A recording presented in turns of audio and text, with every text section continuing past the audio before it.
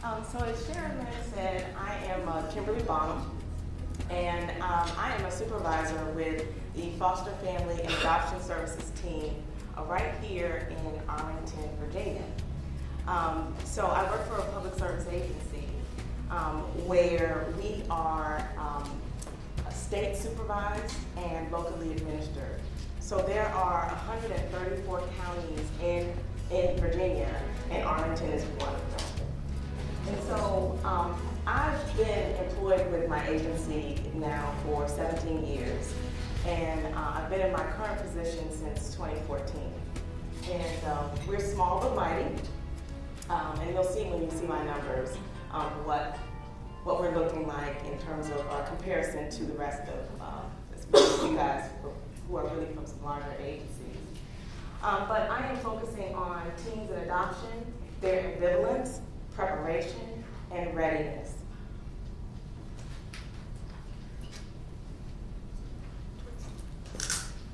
And so before I tell you guys about my PICO, I want to tell you what kind of motivated me to apply for the fellowship.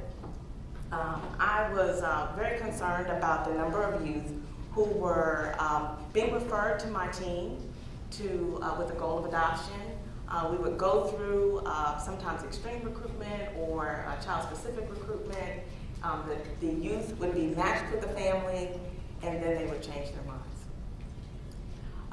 Also, what motivated me to apply was I was invited to attend a 21st birthday of a youth who was aging out of care at our agency. And so his birthday party was actually being held at our agency. And I was invited, along with my mentor, Tabitha Kelly, who is the director of our agency. We were invited because we were one of the people who had, over the years, worked with him in some capacity. Some behind the scenes, some very, up close and personal. And at this party, again, it was at the agency, we were all seated around just a regular, meeting room table, and we were all asked to say a little something about this young man who had been in care since he was 10. And everyone took their turn, they went around, and when it got to me, I got it out, what I wanted to say, and I had to leave that room. And I left that room and I went to the bathroom, and I had a visceral reaction where I was doubled over crying, and Tabitha followed behind me. And I was crying because I knew we failed him. We failed that young man. We allowed him to leave care without permanency. Some of it was due to a failed adoption through no fault of his own. It wasn't due to behaviors and some of the other things that we've heard about today.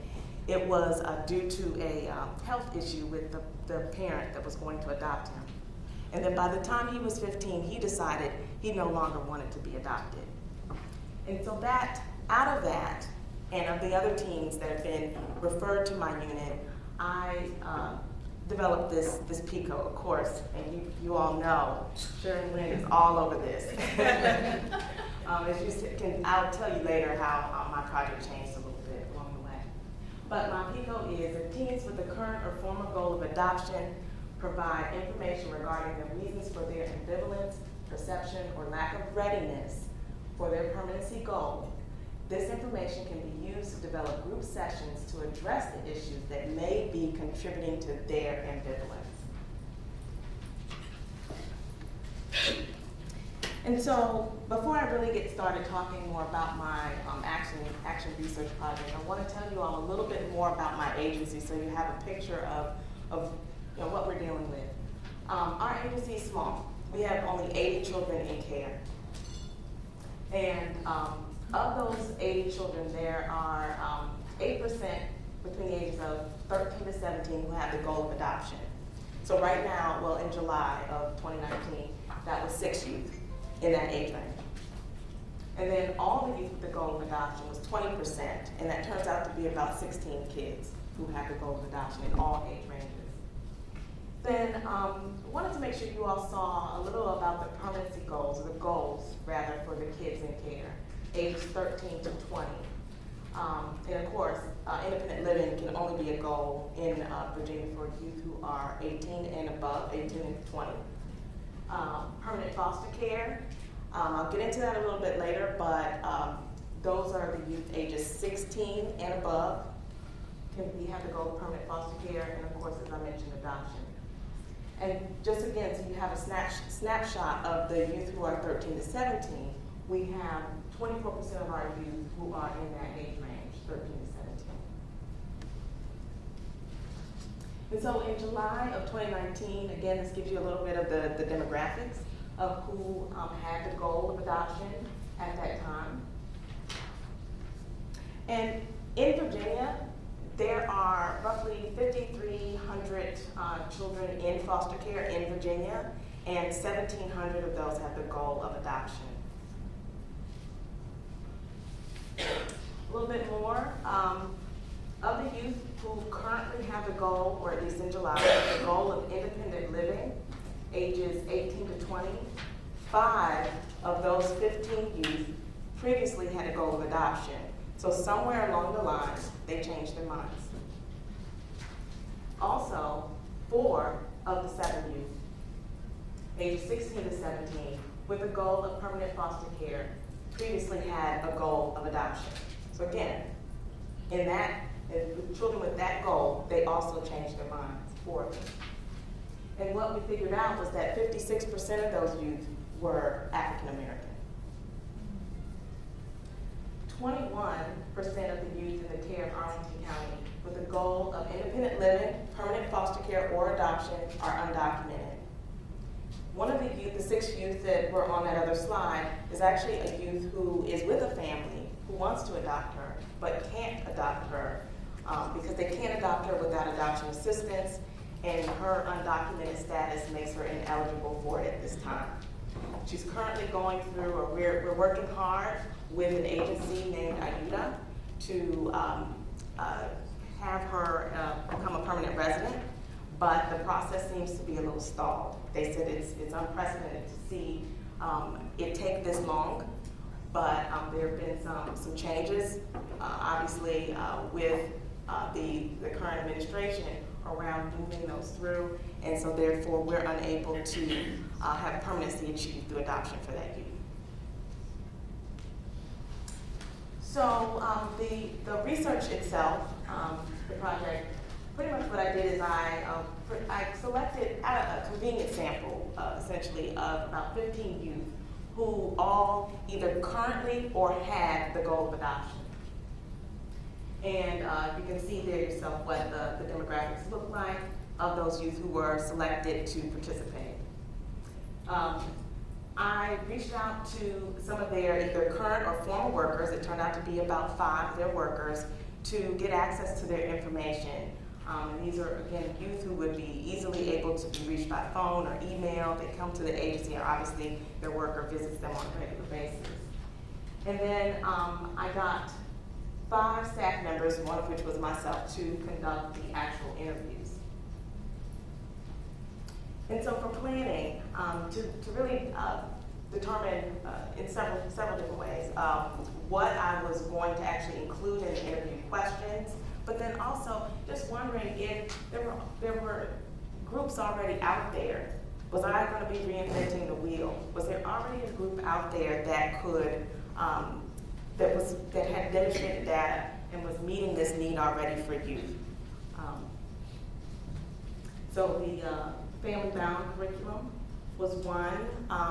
But what I discovered with that curriculum, which was really great, but it was more for youth who were stepping down from a residential facility and being placed with a family. And so it was pretty extensive. It's more than what I was looking to create for this, for our youth.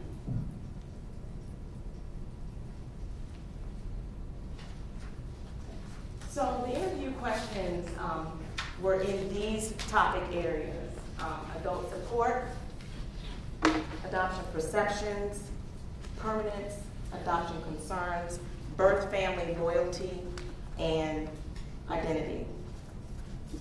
And just to give you an example of some of the questions that were asked of the youth. For example, under adult supports, they were asked questions like, who is in your life, past or present, do you see as a support to you? Who do you call for advice? Who would you call at 2 a.m. if you were in trouble? Under adoption perceptions, it was questions like, how do you think being adopted is different than being in foster care? Permanence questions. In what ways did your social worker or adults in your life prepare you to be adopted? And what does permanence mean? And adoption concerns. And again, this would depend on if the youth was currently matched with the family at the time of their interview, or if they were a youth who decided not to be adopted. Their question was slightly different in this area. If they decided they did not want to be adopted, their question was around, there was a time when you decided you did not want to be adopted. What made you change your mind? And then any of the responses in the other categories inform the birth family loyalty and identity responses. The interviews were either in person or by phone, and the average time was about 30 minutes depending on the youth. So it ended up that we had 10 youth who participated. They ranged in age from 15 to 20 years old. They were in foster care anytime between 2 years to 8 years, and their average time in foster care was 49 months. The demographics are there. There were 6 Hispanic youth, 3 African American, and 1 white. There were 7 females and 3 males. And so the interviews all took place between February 2019 and April 2019. And these were the different categories of the youth. They were either current teens in foster care who did not consent or changed their minds about being adopted. They were current teens in foster care who consented to be adopted and matched with a family. Current teen in foster care with the goal of adoption not matched with an adopted family. Or a former youth in foster care who did not consent to be adopted. And so here were the results. Under adult support, and I was actually, I was a little surprised by this one. 40% of the youth who consented to be adopted was able to identify an adult support, someone who they would call at 2 a.m. if they were in trouble. And 40% who did not consent to be adopted, that's the one that actually surprised me, could also identify that adult. And there were two youth, and it turns out, again, our numbers are small. There was 2 youth, 20%, who either they named their DHS social worker, and if they named their DHS social worker as their only form of support, they were not included here. Adoption perceptions. So the questions again were asked around if the youth knew anyone who had been adopted, or they would tell what they knew about adoption or their experience with adoption. And in this case, 50% of the youth who did not consent to be adopted stated that they did not know anyone who had been adopted, or they associated adoption with something negative.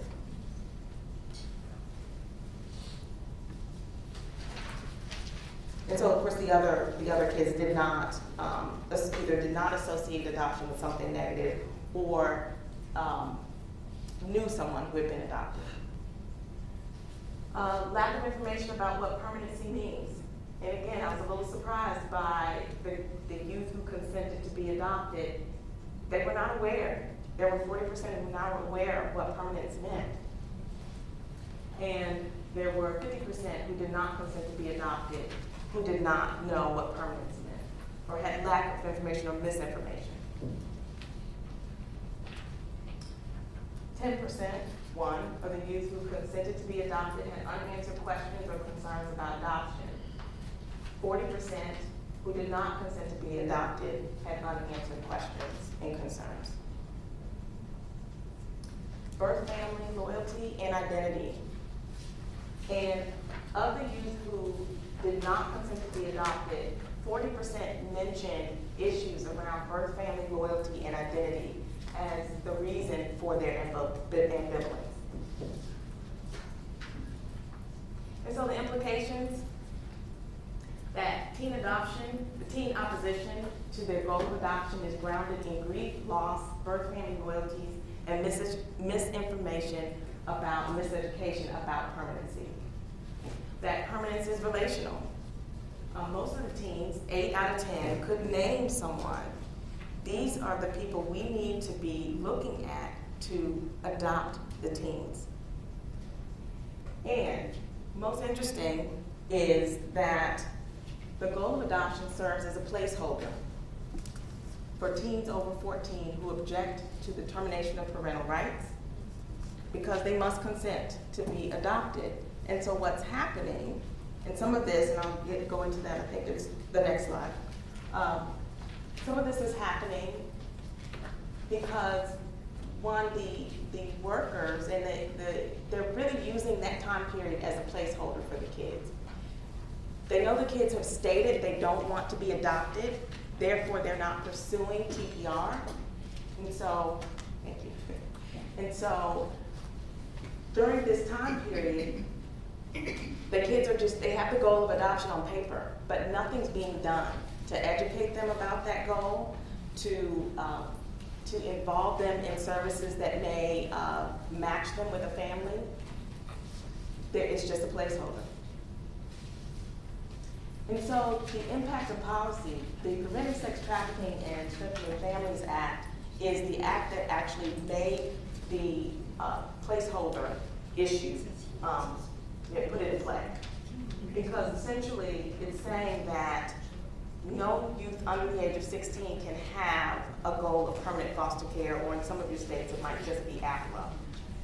So therefore it gives agencies like Virginia no choice but to choose adoption, but nothing's happening with those youth who have that placeholder adoption goal.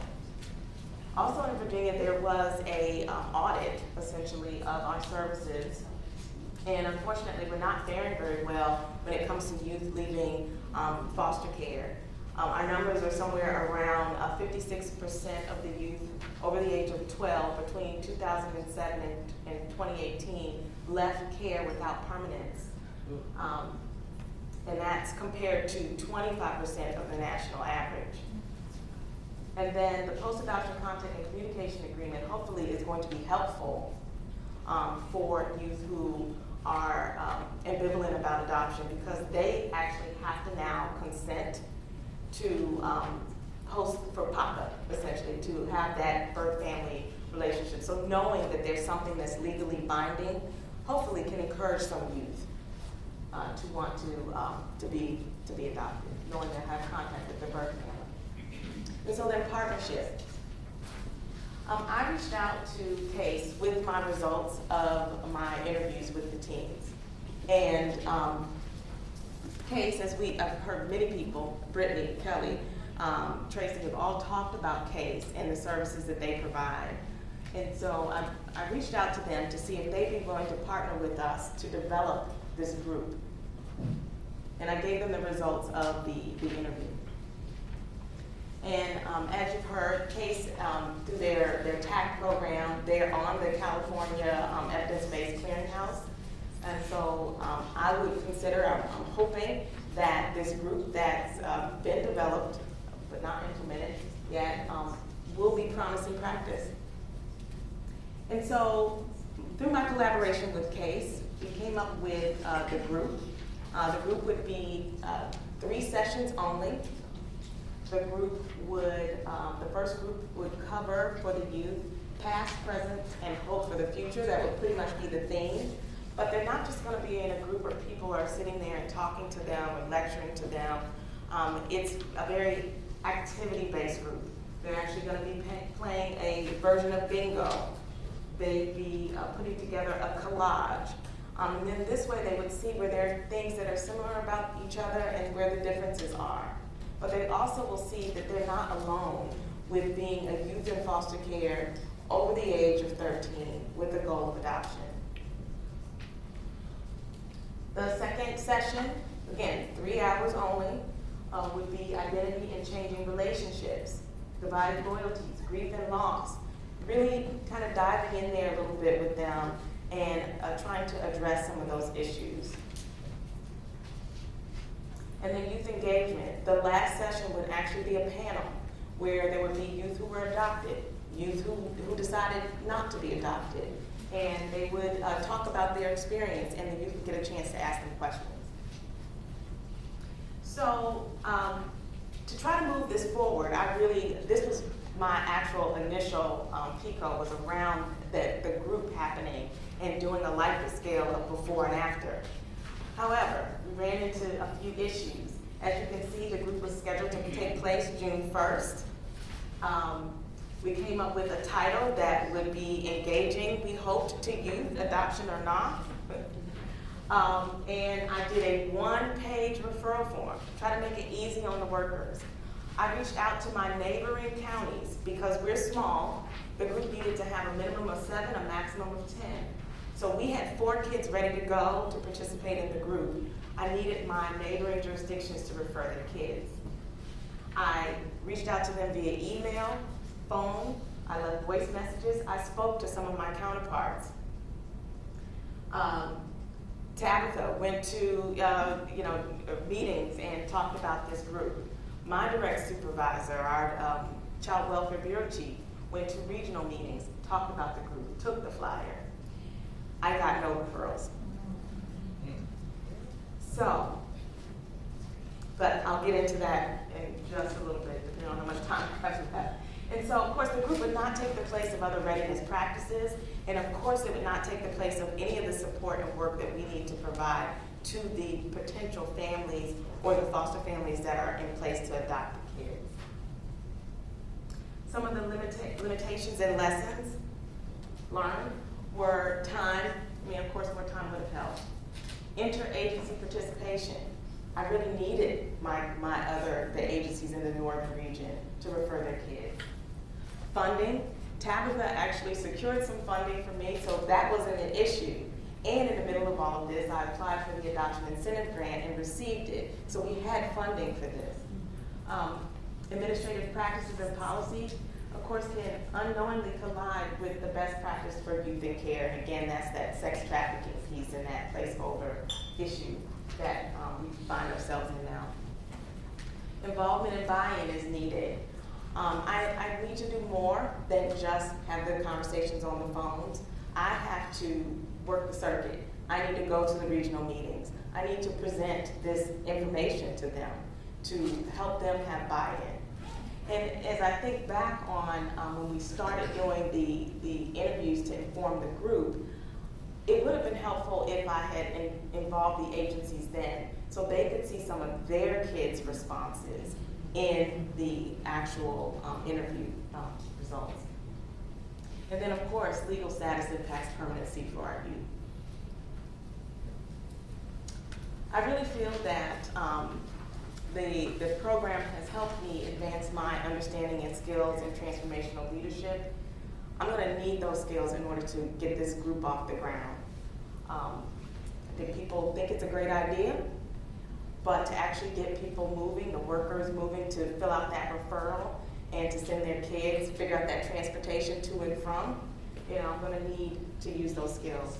Of course, research and policy is critical. For some, I want to share that with some of my counterparts so that they can see the benefits of having their kids participate in a group like this. Strategies to address racial disproportionality and disparities. Of course, I probably don't have to tell you guys that the children in our care in Arlington are, disproportionately children of color compared to the, say, 64% of the population of Arlington County is white, but there's 39% of our kids are Hispanic or Latino, and 35% are African American. And 8% of our population in Arlington is African American, and 15% of our population is Latino or Hispanic. And of course, the importance of data informing practice, and also practice informing data, like the other way around. I really learned that I have to use that. I have to put that out there so that people on my team, so that they have an understanding of why we would even want to do a group like this, to help them with their buy-in. And I also know I'm going to need that data to share with those other agencies to get them to refer their kids. The next steps is to create that Likert scale for that before and after to really see the results that I expect to be evidence promising. And to involve actually the state. As I mentioned, we are state supervised. There is a state adoption program manager. I need to reach out to that person and actually ensure that I'm at those meetings, that she's talking about this group, because CASE actually provides the post-adoption case management for the state of Virginia. And so I have that backing. If I could kind of use that as my springboard to get the VDSS program manager to have me come along with her to some meetings, maybe I can promote this group even more. And then of course, my wish would be that we would, all of us agencies in the northern region, which is 4 of us counties, could share the hosting of this group for our kids so that we could have a steady stream of kids that could go to these groups as their goal changes to adoption. So even the kids who are in the placeholder position could go to these groups because Arlington's hosting it, City of Alexandria is hosting it, and so is Fairfax. So then we're all able to refer our kids throughout the year. And lastly, I'd like to really thank Sharon for all of her support. Again, as my PICO changed and as I needed support and coaching through this process, especially when I was so frustrated that the group didn't take off. So I really appreciate that. And of course, my mentor, Kelly, and I really appreciated being part of this wonderful fellowship.